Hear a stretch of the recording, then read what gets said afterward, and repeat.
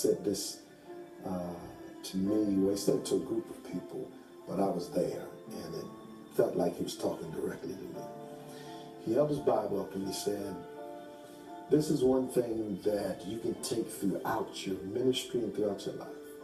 Proper content produces proper character. Proper character produces proper conduct. No content, don't expect the character to change. And if the character doesn't change, don't expect the conduct to change. Revolutionized my whole life, let alone ministry. And that has been so true for me to this day. If I get the proper content, which is the Word of God, and then appropriate it to my character, it'll change my conduct. That was one thing. The other thing that I think that was very important to me is the affirmation of my father that he had on me. Excuse me.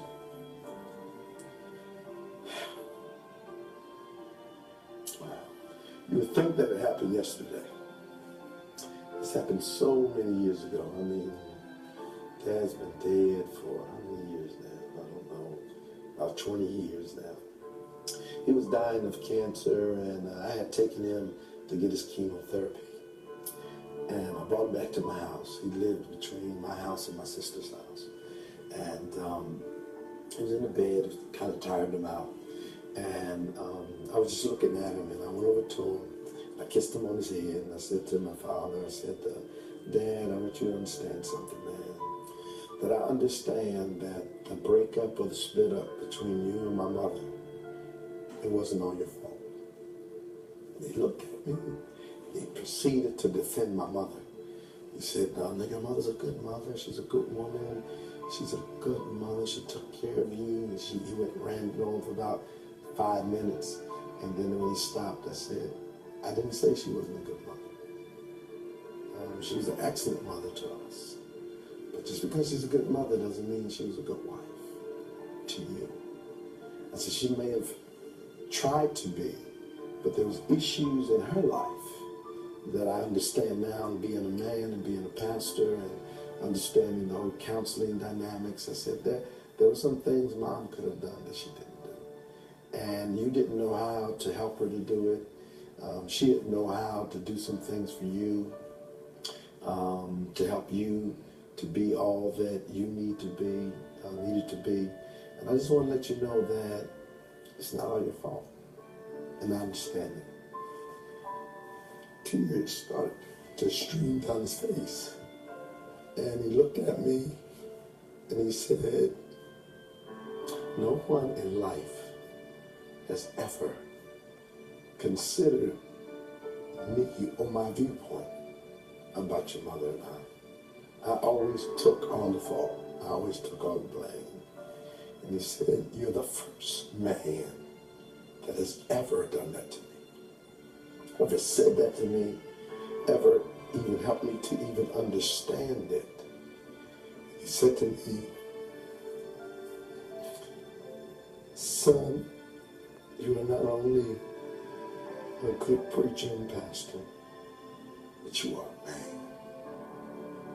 And that day, I never knew that I needed the affirmation of another man to say that I was a man.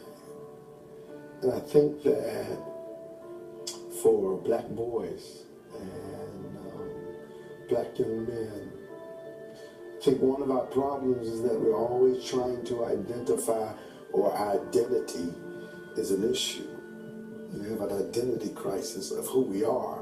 And that's why as black men, I think we're always enraged about fighting for our manhood, or you cross me, and you offended my manhood now.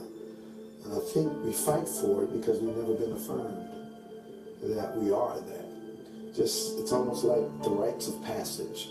We don't have that in our culture that we used to have, I'm told. Women know when they become women when they have a cycle. And other women will affirm them and say, now you're going into womanhood. But what do we go through that somebody says to us, or what experience that we have biologically that says to us that we're a man? We don't. It's just, I guess, the whole issue about us being able to make babies, I guess that is supposed to be the turning point for us when we find out that we can make babies and we have semen and all that kind of thing. I think that that's a sad thing to say that now we're a man. No, we're a boy. We're still a boy, but we can do manly things, but we're a boy. I think there comes a time where in every culture, and particularly our culture, the Jews have bar mitzvahs. What do African Americans have? What do black boys have to validate their manhood?